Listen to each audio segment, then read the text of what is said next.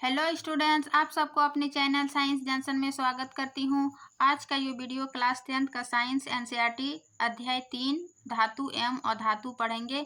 इससे पहले हम लोग अध्याय 1 और अध्याय 2 पढ़ चुके हैं। जिसने नहीं देखे हैं वह चैनल पर प्लेलिस्ट बना हुआ है क्लास 10th का, वहाँ से आप देख सकते हैं। और आज की ये वीडियो है, इससे पिछले अध्याय में भी हम बताएं कि हम एनसीईआरटी का ही पूरा नोट्स, पूरा टॉपिक वाइज हम अपने खुद से नोट्स बनाए हैं, ताकि इस नोट्स में जो है हम 100% जो है कंटेंट कवर होगा। हम एनसीईआरटी का ही पूरा टॉपिक वाइज एक सिस्टमेटिक ढंग से यानी पॉइंट टू पॉइंट तैयार किए हैं, ताकि आप किसी भी एग्ज़ाम की तैयारी कर रहे हैं या फिर आप क्लास 10th में हैं तो आपको इस वीडियो या फिर इस नोट्स से पढ़ने के बाद जो है वो कहीं और से आपको वीडियो या नोट्स पढ़ने की ज़रूरत ना हो। इसीलिए हम देखिए एक सिस्टमेटिक इस चैप्टर को जो है धातु एवं अधातु को एक सिस्टमेटिक ढंग से तैयार किए, ताकि आपका जो बुक का एक्टिविटीज़ है और जो क्वेश्चन आंसर है आपको इस नोट्स में कवर हो जाएगा। और जो कुछ भी बचा रहेगा क्वेश्चन आंसर, हम इसका बाद में एक क्वेश्चन आंसर सीरीज लेकर आएंगे, उसमें आपका जो भी बचा कुचा हुआ है उसमें कवर हो जाएगा। तो चलिए बिना देरी के शुरू करते हैं। अध्याय 3 धातु एवं अधातु। सबसे पहले हम जानेंगे कि धातु क्या है और धातु क्या है, इन दोनों में अंतर क्या है। फिर इनका भौतिक गुण जानेंगे, फिर इनका रासायनिक गुण जानेंगे। तो चलिए, धातु धातु क्या है? जैसे वह तत्व जो अपना इलेक्ट्रॉन त्याग कर धनायन बनाते हैं उसे क्या कहते हैं? धातु कहते हैं। इलेक्ट्रॉन कैसे त्यागता है और वो धनायन बनता है? जैसे कि यहाँ एग्जाम्पल दिया है सोडियम, पोटेशियम, मैग्नीशियम, आयरन। तो ये जैसे सोडियम है ना, तो सोडियम की परमाणु संख्या कितनी होती है? 11। तो इसको हम इलेक्ट्रॉनिक विन्यास में जैसे 2 8 है ना, 2 8 10 हो गया और बचा 1 11, यानी कि उसकी बाह्यतम कक्षा में जो है वो 8 पूरा करते हैं, जिसको ऑक्टेट नियम कहते हैं, अष्टक नियम। तो जो बचा रहता है वही इलेक्ट्रॉन क्या करता है? त्याग कर सोडियम ये एक इलेक्ट्रॉन किसी और को दे देता है, जैसे क्लोरीन ये नेगेटिव चार्ज इस लेता है, क्यों? ये सोडियम क्लोरीन को देकर ये अपने आप पर धनायन बनाता है। तो इस प्रकार के धातु क्या कहते हैं? धातु, है ना। वह तत्व जो अपना इलेक्ट्रॉन त्याग कर धनायन बनाता है उसे धातु कहते हैं, जैसे सोडियम, पोटेशियम, मैग्नीशियम, ये आप एग्जाम्पल देख सकते हैं। अब हम जानते हैं कि धातुओं के भौतिक गुणधर्म, उस धातु के भौतिक गुणधर्म क्या क्या है। भौतिक मतलब उसको देख कर, छू कर, उसका रूप को जानकर इस प्रकार के गुण को उसको भौतिक गुण कहते हैं। जैसे कि धातु में जो है वो धात्विक चमक होती है, ये मतलब धातुओं की सतह जो है वह चमकदार होती है ना। वो देखकर पता कर लेंगे धातुओं की सतह जो है वो चमकदार होती है, तो ये धातुओं के भौतिक गुण है। दूसरी उसकी गुण है कठोरता, यानी धातु जो है वो सामान्यतः कठोर होती है ना। लेकिन कुछ तत्वों के अपवाद है, जैसे कि क्षारीय धातु जो है, जो लिथियम, सोडियम, पोटेशियम, ये सब क्या है? क्षारीय धातु। कभी कभी ये भी इम्पोर्टेंट कि क्षारीय धातु इनमें से क्या है, तो इसका हो जाएगा लिथियम, सोडियम, पोटेशियम, ये क्या है? एक क्षारीय धातु। तो इसका अपवाद में यही है कि कठोरता, धातु जो है वो सामान्यतः कठोर होती है, लेकिन अपवाद में है लिथियम, सोडियम, पोटेशियम, ये क्या होती है? मुलायम होती है, तथा इसका घनत्व जो है, घनत्व गलनांक बहुत कम होता है ना। तो ये मुलायम होती है। फिर इसका रूप में हम क्या देखें कि धातुएं जो है वो कमरे के ताप पर ठोस अवस्था में पाई जाती है, यानी रूप में वो धातु जो किस रूप में पाई जाती है, तो ये सामान्यतः कमरे के ताप पर ठोस रूप में पाई जाती है। लेकिन इसका अपवाद जो है मरकरी द्रव अवस्था में पाया जाता है। ये अपवाद से ही क्वेश्चन पूछा जाता है, चाहे आप किसी भी एग्ज़ाम की कंपटीशन की तैयारी कर रहे हो या फिर आप क्लास 10th में हो, आप बीपीएस ये नोट्स जो है आपका बीपीएससी टीआरई 4 में या फिर एस्टेट में भी काम देगा। तो इसका रूप में देखिए कि धातु कमरे के ताप पर ठोस अवस्था में पाई जाती है, लेकिन इसका अपवाद है कि मरकरी द्रव अवस्था में पाई जाती है। फिर है चौथापन, आघात वर्ध, क्या है? औघात वर्ध्यता, मीन्स कुछ धातुओं को जो पीट कर पतली, है ना, पीट कर पतली चादर बनाया जा सकता है, इसी गुण को औघात वर्ध्यता कहते हैं। जैसे कि सोना तथा चांदी, ये क्या है? सबसे अधिक सोना तथा चांदी सबसे अधिक औघात वर्ध्यता धातु है, यानी उसको पीट कर बहुत मतलब पतली तार बनाया जा सकता है, चादर बनाया जा सकता है। फिर है उसकी तन्यता, धातु में तन्यता यानी धातुओं को खींचकर पतले तार के रूप में बनाया जा सकता है। और ये तन्यता में खींचकर पतले तार के रूप में बनाया जा सकता है, लेकिन ये आघात वक्रता में जो है वो पीटकर पतली चादर के रूप में बनाया जा सकता है। ये दोनों में थोड़ा सा अंतर देख लीजिए। जैसे तन्यता में आया सोना सबसे अधिक तन्य धातु है, इसमें भी था सोना चांदी जो सबसे अधिक आघात वक्रता धातु है। इसमें कि सोना सबसे अधिक तन्य धातु है, जो कि 1 ग्राम सोना से लगभग 2 किलोमीटर लंबा तार बनाया जा सकता है। ये इतने तन्यता है ना। धातु के अंदर क्या है? सोना। फिर है छठा इसका भौतिक गुण कि ये विद्युत व उष्मा के चालक, यानी धातु जो है वो सामान्यतः विद्युत व उष्मा के सुचालक होती है। मीन्स विद्युत के सुचालक मीन्स इससे जो है विद्युत धारा प्रभावित होती है, लेकिन तथा इसका गलनांक जो है बहुत अधिक होती है। जैसे इसका है सिल्वर तथा कॉपर, ये जो उष्मा के सबसे अच्छे चालक है। अब हम सातवां, लेकिन इसका कुछ अपवाद है। हम देखें ना कि धातु विद्युत तथा उष्मा के चालक होते हैं, परंतु इसका भी कुछ अपवाद है। इसका अपवाद क्या है कि लेड तथा मरकरी, है ना। लेड तथा मरकरी जो है वो उष्मा के कुचालक है, तो ये ध्यान में रखिएगा। अब है सातवां पॉइंट, धातु के घनत्व।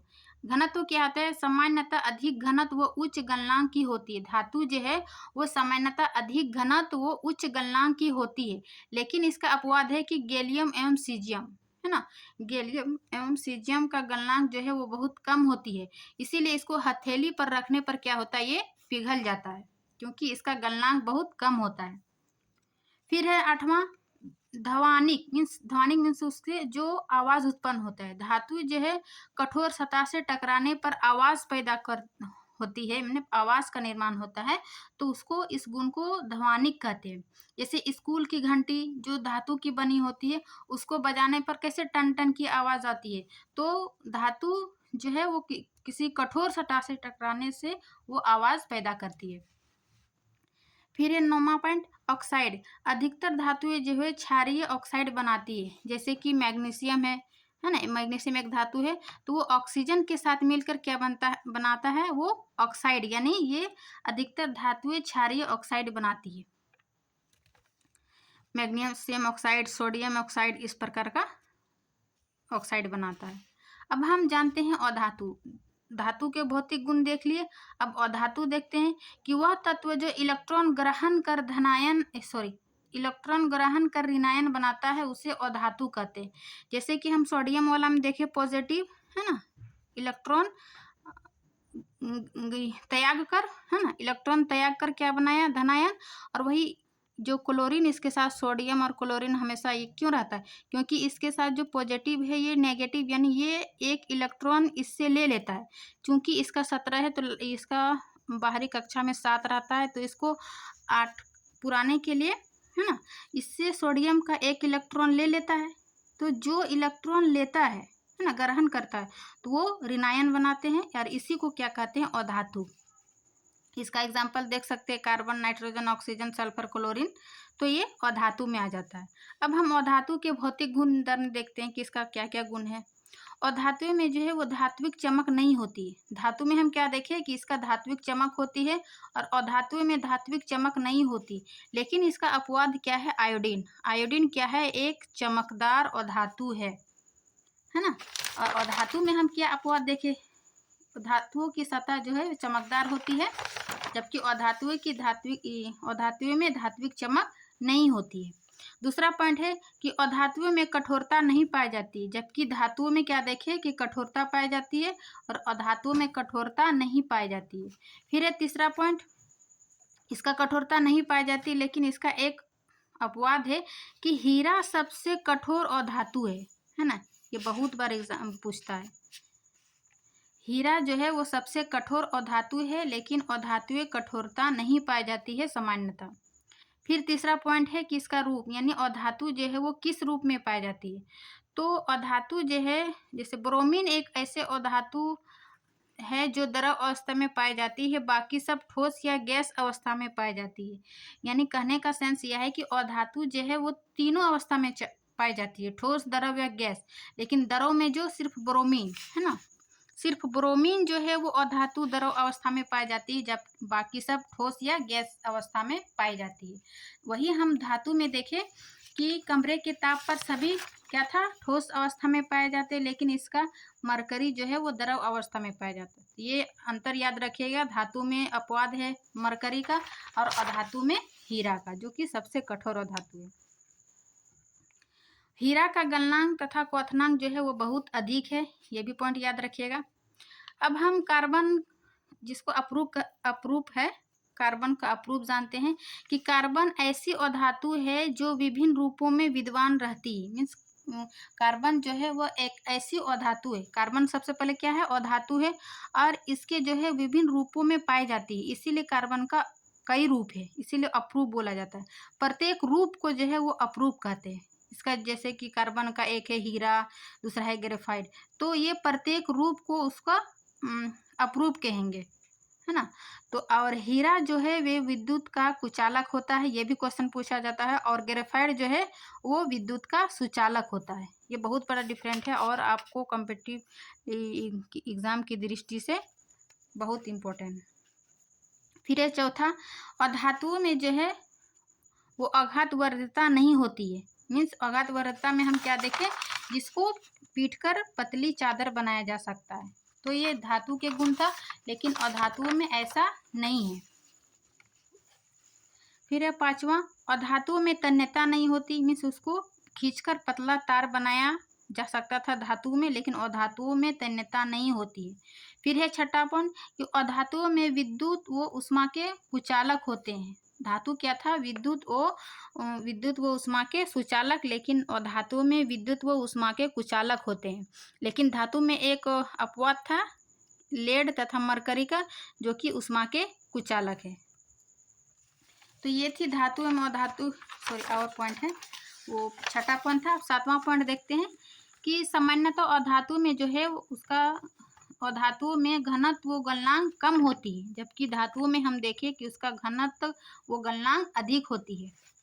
फिर है आठवां पॉइंट, अधातु में जो है ध्वनिक नहीं होते, मीन्स उसको पीटने पर, किसी धातु की सतह, कठोर सतह पर पीटने पर क्या होता था, आवाज उत्पन्न होता था, जैसे कि स्कूल की घंटी, लेकिन अधातुओं में जो है वो ध्वनिक नहीं होती है ना। फिर नौवां पॉइंट, अधातुओं में अम्लीय ऑक्साइड बनाती है। देखिए धातु में क्या बनाता था, क्षारीय ऑक्साइड, है ना, धातु और ऑक्सीजन मिलकर क्षारीय ऑक्साइड बनाती थी, लेकिन अधातु में जो है वो अम्लीय ऑक्साइड बनाती है। जैसे सल्फर अधातु हुआ, वो ऑक्सीजन के साथ मिलकर सल्फर डाइऑक्साइड यानी अम्लीय प्रकृति की बनाती है। तो ये थी धातु में अधातु के भौतिक गुणधर्म। अब हम उस धातुओं के जो है वो रासायनिक गुणधर्म के बारे में जानेंगे। रासायनिक गुणधर्म में क्या होता है, किसी तत्व से अभिक्रिया करने से क्या बनता है, तो वो रासायनिक गुणधर्म के अंतर्गत आ जाता है। जैसे कि पहला, धातु का ऑक्सीजन के साथ अभिक्रिया, यानी ऑक्सीजन के साथ जब धातु अभिक्रिया करता है तो क्या बनता है। तो सबसे पहले तो आप उसका फॉर्मूला याद रखिए, फिर उसका एग्जाम्पल, जैसे कि धातु प्लस ऑक्सीजन के साथ अभिक्रिया बना तो क्या बना, धातु ऑक्साइड, जो कि हम उसके भौतिक गुण में भी देखें कि धातु जो है वो ऑक्साइड प्रकृति की होती है, क्षारीय ऑक्साइड बनाती है ना। तो इसका एग्जाम्पल लिए धातु, जैसे कॉपर जो है वो ऑक्सीजन के साथ अभिक्रिया करके क्या बना, ये कॉपर ऑक्साइड, जो कि काले रंग की परत चढ़ जाती है, और इसका एग्जाम्पल हम कॉपर में देखें, यानी चांदी जिसको बोलते हैं, वो काले रंग का पड़ जाता है, यही कॉपर ऑक्साइड के कारण, और ये कॉपर का जो है वो दहन नहीं होता है। फिर दूसरा एग्जाम्पल, एल्यूमिनियम धातु है ना, धातु के साथ जब ऑक्सीजन अभिक्रिया करता है तो ये क्या बना, एल्यूमिनियम ऑक्साइड, है ना।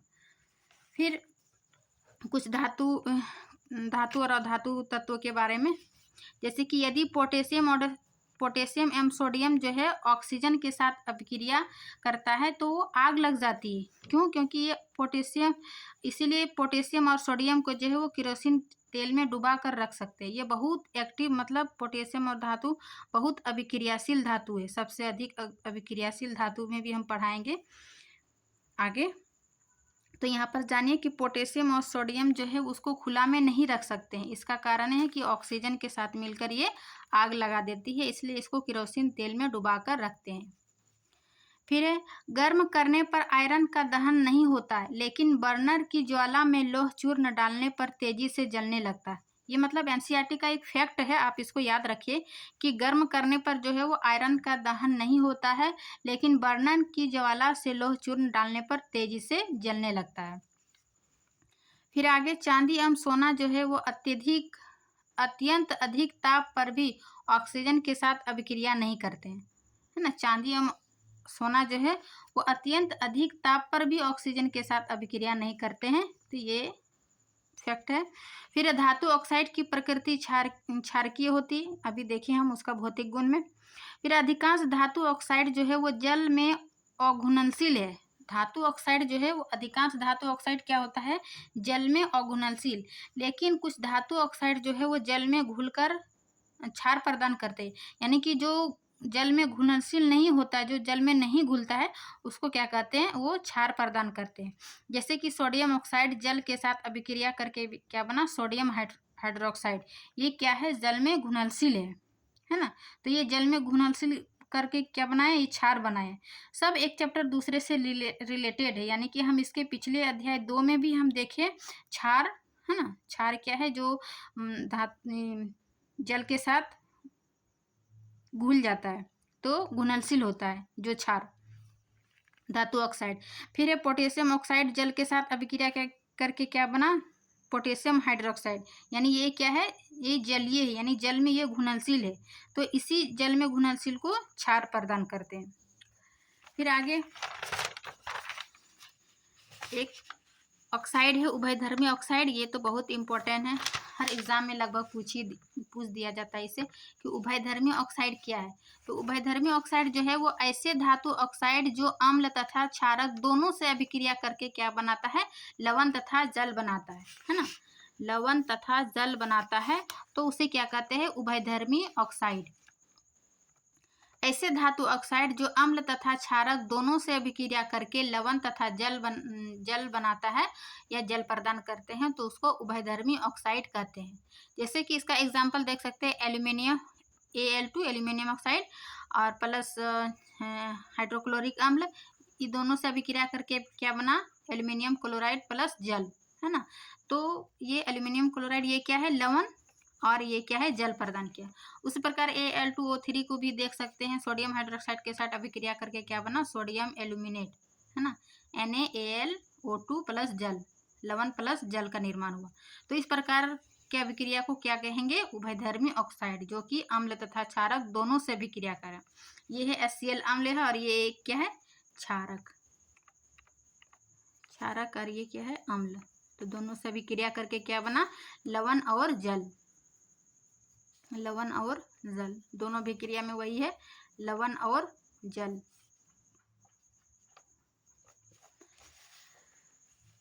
अब आगे एक पॉइंट देखते हैं, एनोडीकरण। एनोडीकरण क्या है कि एल्युमिनियम के ऊपर जो ऑक्सीजन की मोटी परत चढ़ाने की ये प्रक्रिया है ना। इससे पहले हम अध्याय 2 में पढ़े जस्तीकरण, जो कि लोहा के ऊपर जिंक चढ़ाया जाता था ताकि उसको जंग से बचाने के लिए, तो उसको जस्तीकरण कहते थे। वही एनोडीकरण है, इसमें क्या होता है, एल्युमिनियम के ऊपर, है ना, एल्युमिनियम के ऊपर क्या करता था, ये ऑक्सीजन की परत चढ़ाई जाती है ताकि ये संक्षारण ना हो सके, जंग ना लग सके।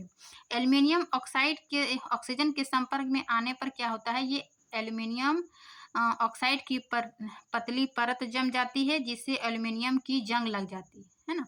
तो इससे जंग से बचाने के लिए एनोडीकरण करते हैं, इसलिए एनोडीकरण संक्षारण से बचाती है। तो ये संक्षारण से क्वेश्चन था। फिर अब दूसरा पॉइंट देखते हैं कि धातु का रासायनिक गुणधर्म देख रहे हैं हम। तो धातु का जल के साथ अभिक्रिया, यानी अब धातु जल के साथ अभिक्रिया करके क्या बनाता है, तो देखते हैं। धातु जब जल के साथ अभिक्रिया करता है तो क्या बनाता है, धातु ऑक्साइड और प्लस हाइड्रोजन, धातु ऑक्साइड प्लस हाइड्रोजन। तो धातु ऑक्साइड प्लस जल, यानी धातु लिए फिर जल से अभिक्रिया, दूसरा है ये धातु ऑक्साइड प्लस जल से अभिक्रिया करके क्या बनाता है, धातु हाइड्रोक्साइड। ये रिएक्शन आप 1 से 2 बार आप वीडियो देखिए या फिर नोट्स बनाकर आप 1 से 2 बार देखिए तो ही याद होगा। एक बार में समझ लीजिए, उसके बाद फिर नोट्स बना के आप फिर उसको बार बार रिविज़न करते रहिए तो ही आपको याद होगा। नोट करके हम क्या लिखे कि सभी धातुएं जो है जो जल के साथ अभिक्रिया नहीं करते हैं। जैसे कि पोटेशियम एवं सोडियम जो है वो पोटेशियम एवं सोडियम धातु जो है वो ठंडे जल के साथ तेजी से अभिक्रिया करके हाइड्रोजन गैस तथा ऊष्मा उत्सर्जित करते हैं और तुरंत ही आग लग जाती है ना। इसीलिए हम उसको क्या किए, पोटेशियम और सोडियम धातु को उसको केरोसिन तेल में डुबा कर रखे। अभी हम देखें ना इसमें पोटेशियम और सोडियम को, क्योंकि वो ऑक्सीजन से अभिक्रिया करके क्या बनाता है, वो आग उत्पन्न करता है। तो पोटेशियम और सोडियम जो है धातु जो है वो ठंडे जल के साथ तेजी से अभिक्रिया करके हाइड्रोजन गैस तथा ऊष्मा उत्सर्जित करती है और तुरंत ही आग लग जाती है। जैसे कि यहाँ रिएक्शन दिखाया कि पोटेशियम जब जल के साथ अभिक्रिया किया तो क्या बना, potassium hydroxide plus hydrogen gas plus ऊष्मीय ऊर्जा। वही दूसरा सोडियम को भी जल के साथ किए तो क्या बना, sodium hydroxide plus hydrogen gas plus ऊष्मीय ऊर्जा, यानी जो ऊष्मा उत्पन्न हुआ उससे क्या हुआ, आग लग सकती है। फिर एक कैल्शियम प्लस जल के साथ अभिक्रिया करके क्या बनाता है, कैल्शियम हाइड्रोक्साइड प्लस हाइड्रोजन जो है वो धीमी गति से अभिक्रिया करते हैं। इसलिए हाइड्रोजन गैस के बुलबुले जो है वो कैल्शियम धातु की सतह पर चिपक जाते हैं। इससे जो अभिक्रिया बना और हाइड्रोजन गैस बना, तो ये हाइड्रोजन गैस जो है वो कैल्शियम धातु की सतह पर चिपक जाते हैं, जिससे क्या है, कैल्शियम तैरना प्रारंभ कर देता है ना। इसीलिए क्या, जब हम डॉक्टर हमें कैल्शियम की किसी कारणवश कैल्शियम की कमी हो जाती है, तो जब हम कैल्शियम की गोली दी जाती है तो उसको जल के साथ नहीं लेने बोलता है, उसको दूध के साथ लेने बोलता है।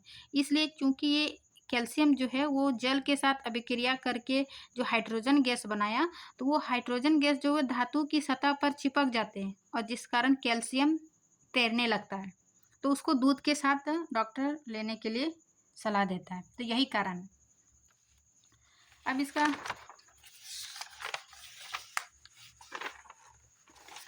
मैग्नीशियम धातु, देखिए धातु जल के साथ अभिक्रिया बना। अब हम मैग्नीशियम धातु क्या करता है,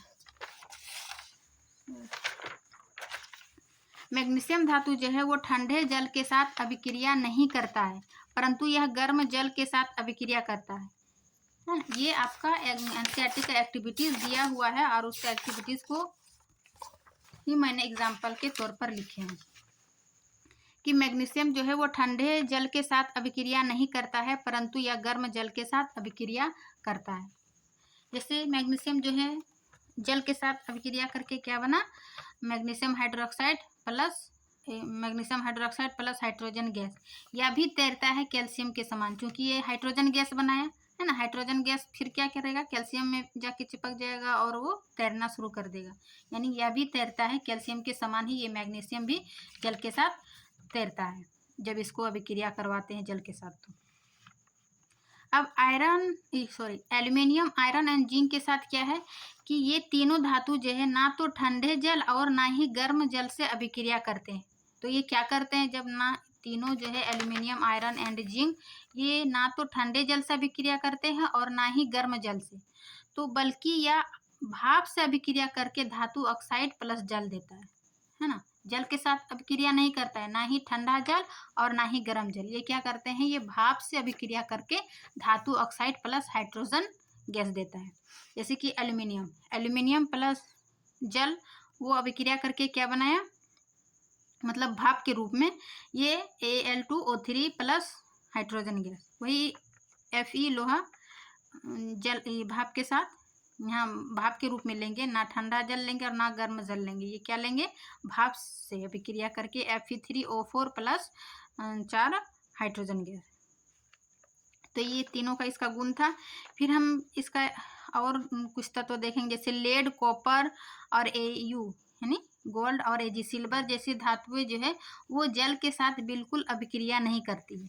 तो ये इसका एक बहुत मतलब फैक्ट पॉइंट है, याद रखिएगा कि मैग्नीशियम के साथ क्या है, एल्यूमिनियम, आयरन एंड जिंक के साथ क्या है, फिर है Pb, copper, Au, gold, silver जैसी धातु जो है वो जल के साथ बिल्कुल अभिक्रिया नहीं करते हैं।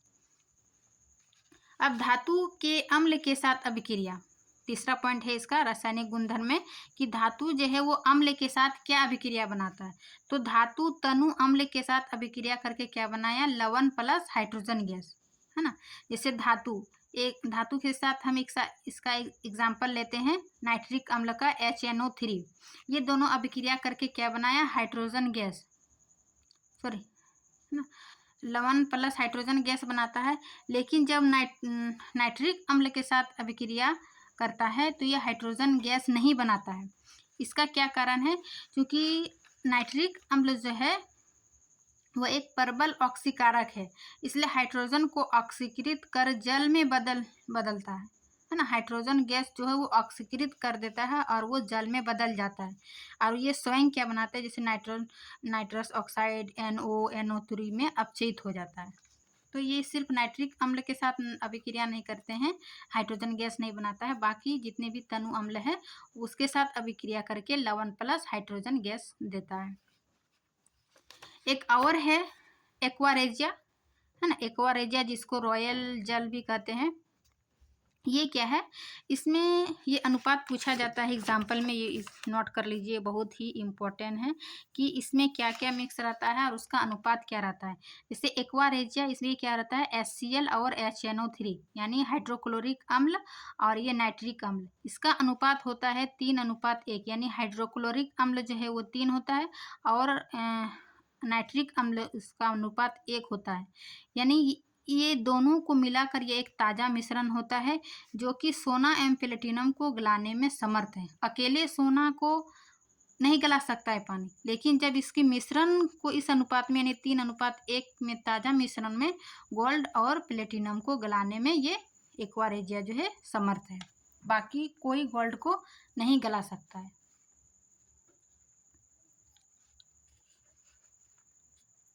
फिर आगे पॉइंट है कि धातु प्लस धातु लवणों के विलयनों के साथ अभिक्रिया, है ना। अब धातु जो है धातु लवणों के विलयन के साथ क्या अभिक्रिया करता है, तो जब धातु, इसको धातु A, 2 धातु है ना, तो धातु A को A डिनोट किए हैं, फिर धातु B, ये दोनों का लवण जो है वो A लवण का विलयन प्लस B धातु, यानी कि ये एक्सचेंज हो जाएगा, धातु A का विलयन धातु B में, है ना, लवण का विलयन, और धातु B का जो लवण है वो धातु A में, ये इसके साथ अभिक्रिया करते हैं। इसका हम एग्जाम्पल से समझते हैं, ऐसे नहीं समझ में आएगा।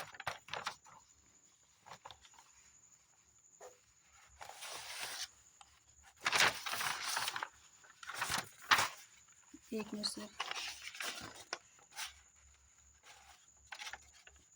सॉरी, हम इसका एग्जाम्पल आगे बताएंगे, इससे पहले हम आपको ये नोट से बता दें कि मतलब ये कब एक्सचेंज होता है, ये धातु A और धातु B लवण जो है वो कब आपस में एक्सचेंज होता है, यानी तो इससे पहले हम एक सक्रियता श्रेणी जानेंगे, यानी सी कौन सा तत्व अधिक अभिक्रियाशील है या फिर कम अभिक्रियाशील है, उसी के अनुसार धातु जो है वो एक्सचेंज होता है। यानी अधिक अभिक्रियाशील धातु कम अभिक्रियाशील धातु को विस्थापित कर देता है। तो अब अभी क्या है, सक्रियता श्रेणी।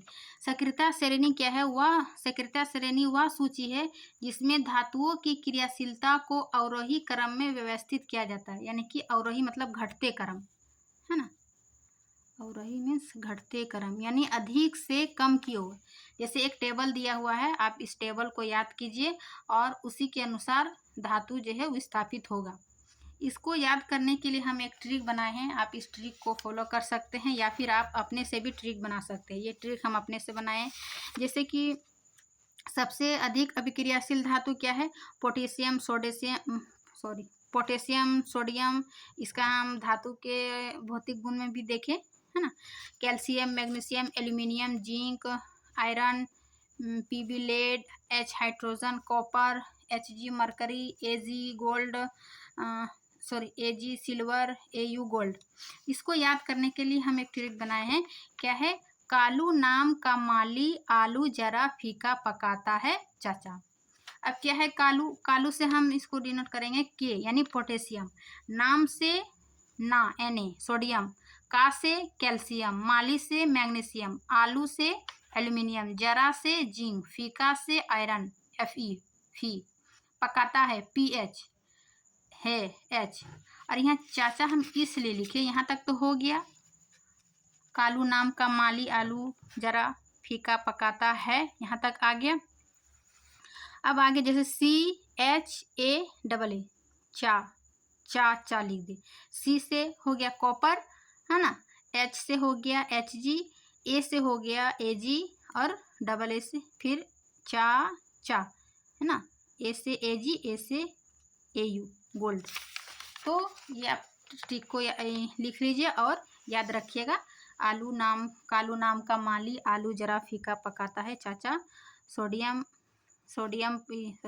Potassium, sodium, calcium, magnesium, aluminium, zinc, लोहा, आयरन यानी lead, hydrogen, copper, mercury, silver, gold.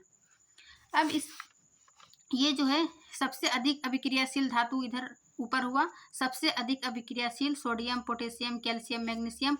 वही घटती ओर यानी घटती अभिक्रियाशील सबसे कम अभिक्रियाशील यहाँ नीचे आएगा, सिल्वर और गोल्ड। इसीलिए ये बोला कि ये किसी के साथ अभिक्रिया नहीं करता है, क्योंकि ये सबसे कम अभिक्रियाशील धातु है, इसीलिए अभिक्रिया नहीं करता है। और जो सबसे अधिक अभिक्रियाशील है पोटेशियम और सोडियम, इसको ये ऑक्सीजन के साथ मिलकर क्या करते हैं, ये अधिक अभिक्रियाशील तत्व होने के कारण ये आग पकड़ लेता है, इसीलिए इसको केरोसिन तेल में डुबाकर रखते हैं। तो ये इसी के कारण है। सक्रियता श्रेणी आप याद रखिएगा। अब हम चैप्टर के और आगे बढ़ते हैं कि है आयनिक यौगिक या विद्युत संयोजक यौगिक, यानी आयनिक यौगिक या फिर विद्युत संयोजक यौगिक क्या है। तो जब धातु से अधातु में इलेक्ट्रॉन स्थानांतरण से बने यौगिक को आयनिक यौगिक या फिर विद्युत संयोजक यौगिक कहा जाता है। क्या हुआ मतलब, जैसे कि हम सोडियम का देखें, है ना, 2 8 1, क्लोरीन का 17 हुआ, यानी लास्ट में 7 बचता है। तो जो धातु क्या करता है, इलेक्ट्रॉन त्यागता है, यानी एक इलेक्ट्रॉन इसको देगा, यानी इसके ऊपर क्या हुआ पॉजिटिव, और ये एक इलेक्ट्रॉन लेगा तब ये इसका क्या होगा अष्टक पूरा होगा, तो इसके अंतर्गत क्या हुआ, हाँ, नेगेटिव। तो वही है कि धातु से अधातु में इलेक्ट्रॉन स्थानांतरण से बने यौगिक को आयनिक यौगिक या विद्युत संयोजक यौगिक कहा जाता है। यानी दोनों के इलेक्ट्रॉन के स्थानांतरण से, लेना देना से क्या हुआ, ये विद्युत संयोजक यौगिक यानी आयनों का आदान प्रदान हुआ, आयनों का स्थानांतरण हुआ। उसी प्रकार मैग्नीशियम क्लोराइड को भी देखेंगे कि मैग्नीशियम के बाहरी तत्वों में 2 और क्लोरीन, ये 2 एकक चाहिए इसको 2 क्लोरीन के साथ, तो इसके साथ ये क्या किया, आयनों का आदान प्रदान किया, यानी स्थानांतरण हुआ। तो ये एक आयनिक यौगिक इसको बोलते हैं या फिर विद्युत संयोजक यौगिक। अब हम इसका यौगिक के गुणधर्म देखेंगे, यानी कि आयनिक यौगिक के क्या गुणधर्म है। तो हम अगली पेज में जाएंगे। आयनिक यौगिक के गुणधर्म क्या है। नंबर 1 भौतिक प्रकृति, यानी इसका भौतिक प्राकृतिक क्या है। जैसे कि आयनिक यौगिक जो है वो थोड़े ठोस एवं कठोर होते हैं, क्योंकि धन एवं ऋण आयनों के बीच जो है वो आकर्षण बल होता है ना। सोडियम और क्लोरीन क्या है, एक थोड़े ठोस होता है एवं कठोर होते हैं, क्योंकि इसमें जो है वो धन एवं आयनों का क्या हुआ, आयनों के बीच आकर्षण बल होता है। ये यौगिक सामान्यतः भंगुर होते हैं तथा ढाप डालने पर टुकड़ों में टूट जाता है, यानी थोड़ा ठोस एवं कठोर होता है। किस कारण, उसके बीच आकर्षण बल के कारण। उस आकर्षण बल कैसे पैदा हुआ, जो धन और ऋण आयनों का स्थानांतरण के कारण उसमें आकर्षण बल पैदा होता है। फिर दूसरा उसका भौतिक गुणधर्म देखेंगे, गलनांक एवं कथनांक, यानी आयनिक यौगिक का गलनांक एवं कथनांक जो है वो उच्च होती है। ये सब पॉइंट याद रखिएगा। गलनांक, आयनिक यौगिक का गलनांक एवं कथनांक उच्च होती है, क्योंकि मजबूत अंतर आयनिक आकर्षण को तोड़ने के लिए ऊर्जा की पर्याप्त मात्रा की आवश्यकता होती है। अभी देखिए कि उसके बीच जो है वो आकर्षण बल होता है, तो इसको तोड़ने के लिए जो है ऊर्जा की पर्याप्त मात्रा की आवश्यकता होती है, इसीलिए इसके गलनांक एवं कथनांक जो है वो उच्च होती है।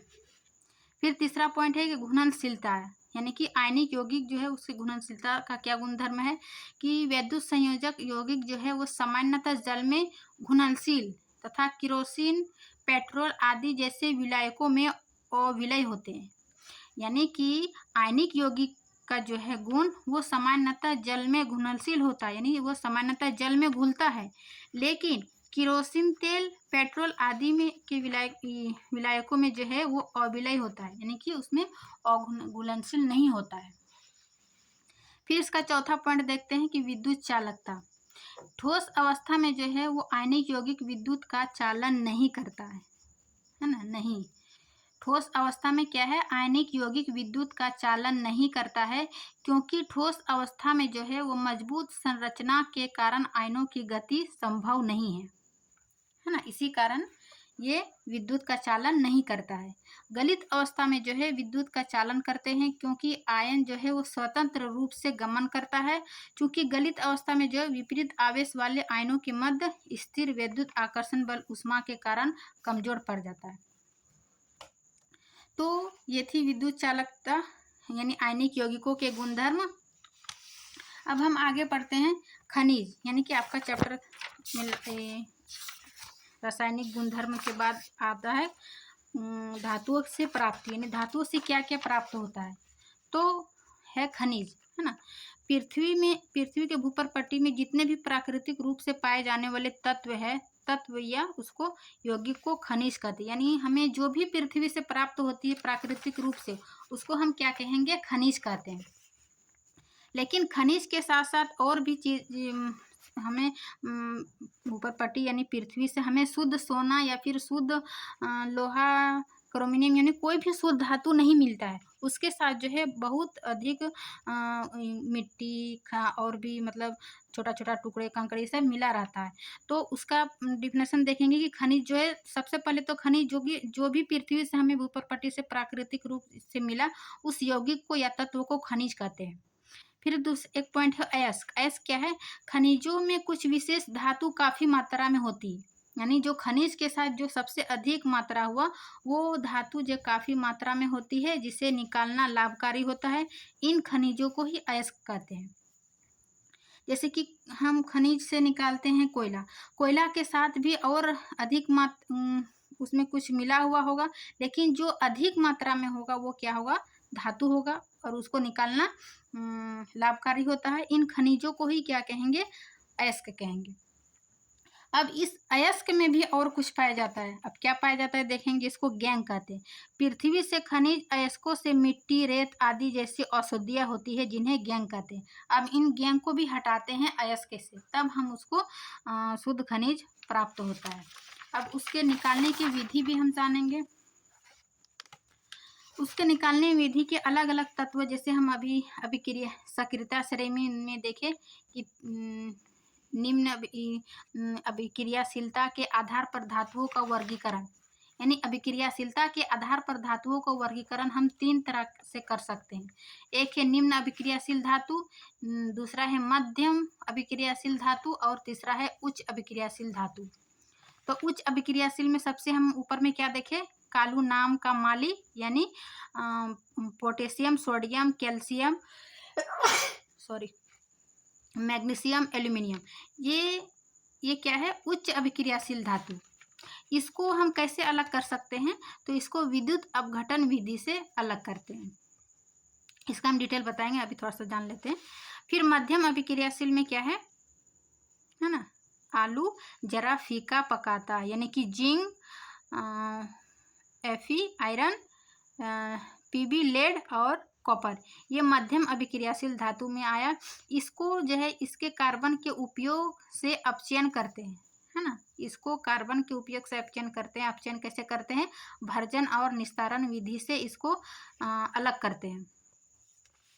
फिर है तीसरा, निम्न अभिक्रियाशील धातु को कैसे अलग करते हैं, तो इसको प्राकृतिक अवस्था में उपस्थित, ये प्राकृतिक रूप से इसको अलग करते हैं, Ag, सिल्वर और गोल्ड को।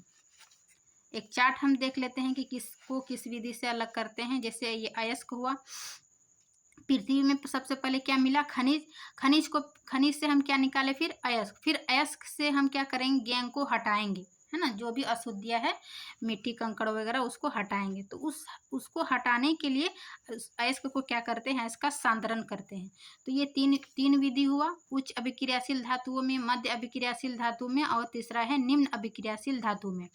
तो उच्च अभिक्रियाशील धातुओं का क्या करते हैं हम, विद्युत अपघटन विधि से उसको अलग करते हैं। मध्यम अभिक्रियाशील धातुओं में क्या करते हैं, 2 विधि से करते हैं। एक है भर्जन और निस्तारण। निस्तारण में क्या करते हैं, इसमें कार्बोनेट ऐश होता है, और भर्जन में सामान्यतः सल्फाइड अयस्क होता है। इस दोनों को निस्तारण और भर्जन में क्या करते हैं, इसको सबसे पहले धातु को ऑक्साइड करते हैं और इस धातु को ऑक्साइड करने के बाद धातु का अपचयन करते हैं, है ना, और हम धातु का शुद्ध रूप प्राप्त हो जाता है, धातु का शोधन। फिर है निम्न अभिक्रियाशील धातु। निम्न अभिक्रियाशील धातु जो है वो सामान्य सल्फाइड अयस्क के रूप में पाए जाते हैं। इसको भर्जन करते हैं, भर्जन के बाद जो धातु प्राप्त होता है उसका परिष्करण करते हैं, फिर हमें शुद्ध अयस्क मिल जाता है। अब इसका डिटेल थोड़ा जानेंगे, एक एक करके। तीन प्रकार का बताए ना अभिक्रियाशीलता के आधार पर धातुओं का वर्गीकरण। तो नंबर 1 है निम्न अभिक्रियाशील धातुओं का निष्कर्षण।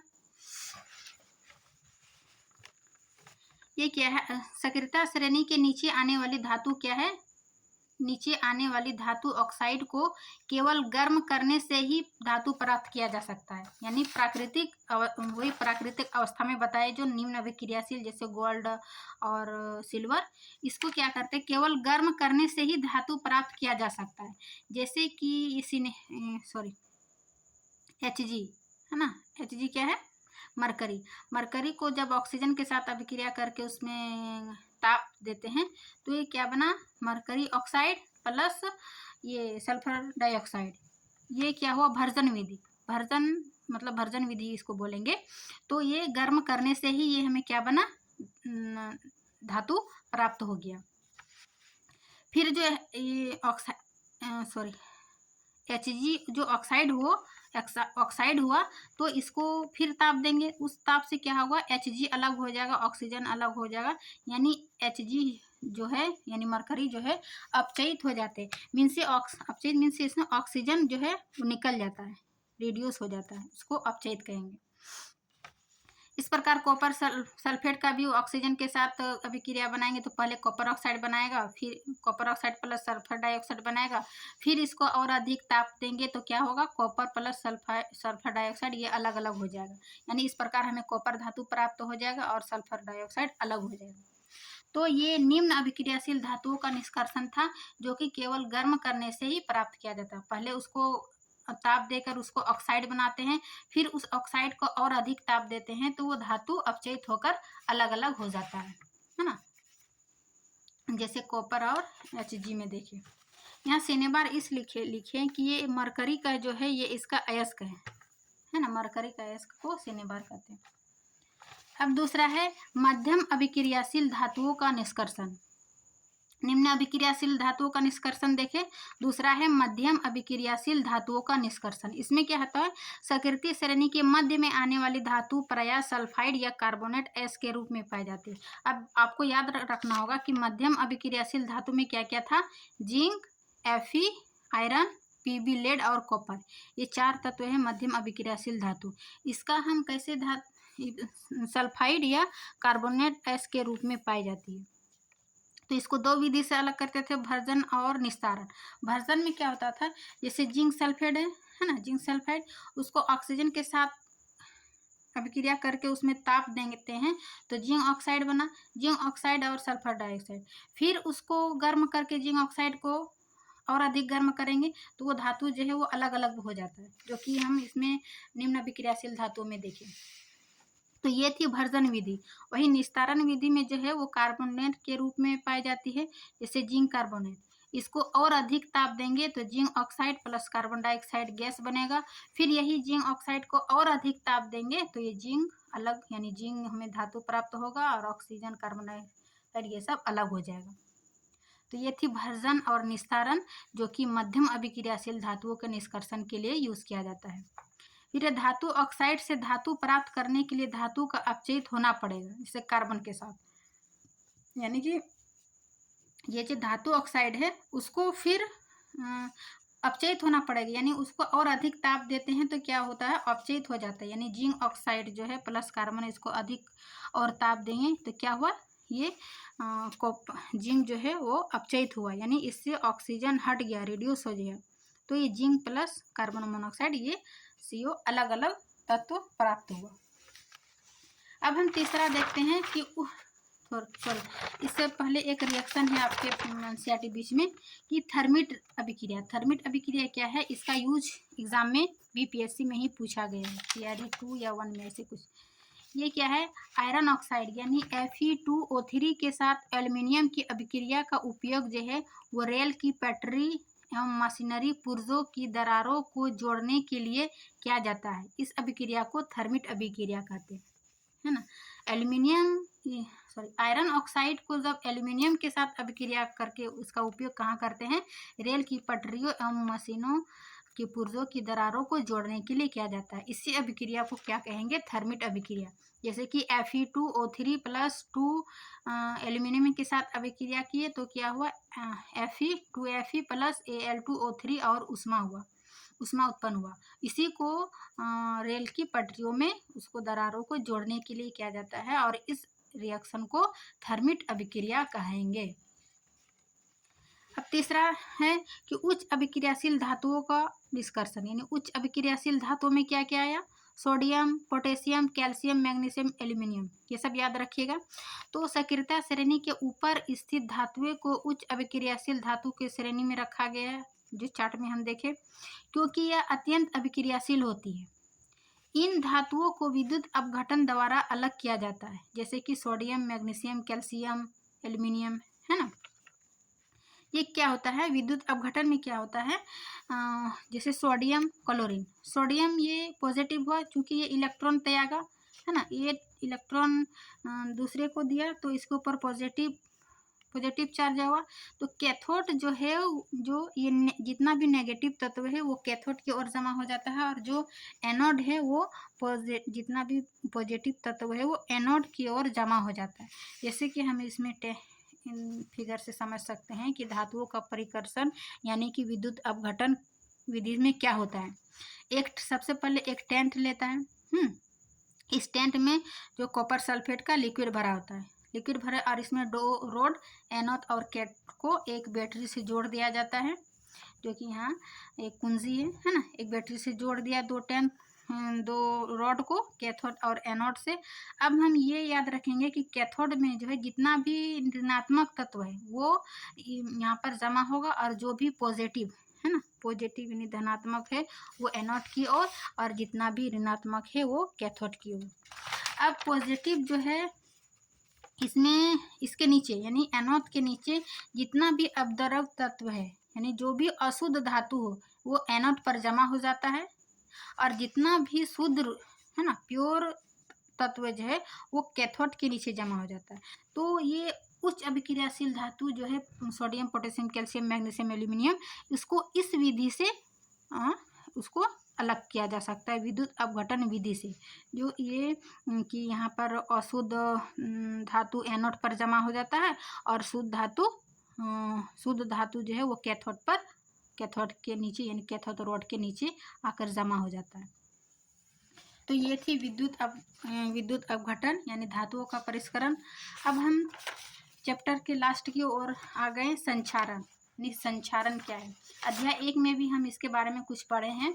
जैसे कि संक्षारण क्या है, तो जब कोई धातु ऑक्सीजन, जब मतलब उसको खुले में जब कोई धातु रख देते हैं तो वो क्या करते हैं, ऑक्सीजन या आर्द्रता या अम्ल आदि के संपर्क में आती है तो धातु की जो ऊपरी परत है वो कमजोर या फिर भंगुर हो जाती है। इसी को क्या कहते हैं, संक्षारण विधि में। इसका हम डिटेल अध्याय 1 में देखिए। जैसे लोहे में कैसे अभिक्रिया हुआ जल तथा ऑक्सीजन के साथ, तो वो लोहा में जंग लगने वो क्या भूरे रंग की परत चढ़ जाती है, जिस कारण लोहे का जो वजन बढ़ जाता है, उसकी मजबूती कमी हो जाती है, भूरे रंग की परत चढ़ जाती है। इसका एग्जाम्पल है चांदी के ऊपर काली परत, है ना, वो किसके कारण, सिल्वर सल्फाइड की परत बनने के कारण। लोहे की वस्तु पर जंग लगना यानी भूरे रंग की परत चढ़ जाती है। फिर है तांबे के ऊपर गहरी परत यानी कॉपर, जब कार्बन डाइऑक्साइड के साथ अभिक्रिया करके कॉपर कार्बोनेट बनाता है जो कि हरे रंग का है तांबे के ऊपर, है ना। तो ये संक्षारण के कुछ एग्जाम्पल था। अब संक्षारण से सुरक्षा हम कैसे करते हैं, जैसे कि लोहे जो है उसको खुले में छोड़ देंगे तो वो जल्दी जंग लग जाते हैं। उसी लोहा को यदि हम पेंट कर देंगे या फिर ग्रीस लगा देंगे, जस्तीकरण कर देंगे, यानी लोहा के ऊपर जिंक की परत, हम यहाँ एग्जाम्पल में बताए थे कि लोहा के ऊपर जिंक की परत चढ़ाते हैं तो ये इसको जस्तीकरण कहते हैं या सदलेपन कहते हैं। तो ये जंग से बचाने की विधि है, पेंट करके, तेल लगाकर या फिर ग्रीस लगाकर या फिर यसद लेपन, जो कि लोहे की वस्तु पर जिंक की परत चढ़ना यसद लेपन या फिर जस्तीकरण कहलाता है। एनोडीकरण हम देखें इस चैप्टर में। एनोडीकरण क्या है? एल्यूमिनियम के ऊपर, है ना, एल्यूमिनियम के ऊपर मोटी ऑक्साइड की परत चढ़ाना, ये एल्यूमिनियम को संक्षारण से बचाता है। फिर क्रोमिनियम लेपन या फिर मिश्र धातु भी मतलब धातु को मिश्र धातु बनाकर, मिश्र धातु जैसे एक धातु लेंगे और एक और धातु लेंगे, तो इस प्रकार के मिश्रण बनाकर या फिर धातु धातु या धातु अधातु ये सब मिलाकर उसको मिश्र धातु बनाकर संक्षारण से बचाया जा सकता है। जैसे कि एग्जाम्पल हम कुछ देख लेते हैं। स्टेनलेस इस्पात, ये क्या है? लोहे के साथ निकेल एवं क्रोमियम, है ना, लोहा के साथ निकेल और क्रोमियम को जब मिलाया जाता है तो उसको स्टेनलेस इस्पात कहेंगे। स्टेनलेस इस्पात यानी कठोर होता है और ये जंग नहीं लगता है। तो ये थी इसका एग्जाम्पल। दूसरा धातु एग्जाम्पल है कि मिश्र धातु। मिश्र धातु में क्या होता है कि दो या दो से अधिक धातुओं के समांगी मिश्रण को मिश्र धातु कहती है, यानी उसको समान मात्रा में या तो धातु धातु या फिर धातु प्लस और धातु मिलाकर क्या बनाया जाता था? मिश्र धातु। मिश्र धातु मिलाकर उसको जंग से बचाया जा सकता है। तीसरा है अमलगम। अमलगम क्या होता है कि यदि कोई एक धातु यानी पारा है तो उसको अमलगम कहेंगे, है ना, ये पॉइंट याद रखिएगा। अमलगम में क्या होता है? यदि कोई एक धातु पारद यानी मरकरी या पारा है तो उसको अमलगम कहेंगे। फिर और आपका एनसीईआरटी में कुछ एग्जाम्पल दिया हुआ है, जैसे पीतल। पीतल में क्या रहता है? ये कॉपर और जिंक, है ना, याद रखिएगा। पीतल में क्या है? कॉपर और जिंक का मिश्रण है। कांसा में क्या है? कॉपर प्लस टीन, टीन का ये कांसा में मिश्रण है। फिर सोल्डर, जो पीबी यानी लेड प्लस टीन का इसमें मिश्रण है। सोल्डर का जो है उसका गलनांक बहुत कम होता है, इसलिए इसका यूज़ कहाँ किया जाता है कि विद्युत तारों को परस्पर वेल्डिंग के लिए ये सोल्डर का यूज़ किया जाता है। इसमें क्या, इसमें किस किस का मिश्रण होता है? पीबी यानी लेड प्लस टीन का। ये कुछ ये सब मतलब इम्पोर्टेंट है, याद रखिएगा। इसके अलावा भी और मिश्र धातु है, लेकिन आपका ये चैप्टर में नहीं दिया है, जो आपका एनसीईआरटी में है, बस हम उसी को फॉलो किए। एक है शुद्ध सोना, यानी शुद्ध सोना कितने कैरेट का होता है? ये ऑब्जेक्टिव टाइप क्वेश्चन में पूछा जाता है। तो ये शुद्ध सोना जो है वो 24 कैरेट का होता है, जो कि काफ़ी नरम होता है। इसीलिए ना आभूषण बनाने के लिए जो है इसमें चांदी या तांबा मिलाया जाता है, ताकि 22 कैरेट बनाकर थोड़ा कठोर बनाकर ज्वेलरी बनाते हैं। जो ज्वेलरी जो बनाते हैं वो हमें शुद्ध 24 कैरेट का नहीं बनाते हैं, उसमें चांदी या तांबा मिलाकर उसको 22 कैरेट पहले बनाया जाता है, तभी हम उसको आभूषण बनाते हैं। तो उसमें क्या होता है? थोड़ा सा कठोर बना रहता है और उसको यूज़ ज्वेलरी बनाने में करते हैं। तो ये थी आज की कंप्लीट आपका चैप्टर जो कवर हुआ धातु एवं अधातु। आपका एनसीईआरटी पूरा एकदम सिस्टमेटिक ढंग से टॉपिक वाइज आपका मतलब बीच बीच में जो भी है थोड़ा हाईलाइट की तरह उसी पॉइंट को हम ले लेके अपने नोट्स में एकदम पॉइंट टू पॉइंट नोट्स तैयार किए, ताकि आपको कहीं और पढ़ने की आवश्यकता नहीं है। और आपको अभ्यास का प्रश्न चाहिए तो आप कमेंट कीजिएगा, तो हम इस कमेंट या अभ्यास का भी प्रश्न अगले दूसरा वीडियो में लेकर आएंगे। आपको वीडियो अच्छी लगी, उम्मीद करती हूँ कि यह वीडियो आपको अच्छी लगी होगी। वीडियो अच्छी लगी तो लाइक एंड सब्सक्राइब ज़रूर करिए। मिलते हैं नेक्स्ट क्लास में, तब तक के लिए आप अच्छे से नोट्स बनाइए और पढ़ाई को जारी रखिए। आप बीपीएससी टीआरई 4 की तैयारी कर रहे हैं या फिर एस्टेट के कर रहे हैं या फिर आने वाले किसी भी आप कंपटीशन लेवल के एग्ज़ाम की तैयारी कर रहे हैं, तो आपके लिए यह वीडियो बहुत ही हेल्प होगा, क्योंकि हम एनसीईआरटी यानी 100% जो है आपका ये कंटेंट कवर किए हैं। तो मिलते हैं नेक्स्ट क्लास में, तब तक के लिए थैंक यू।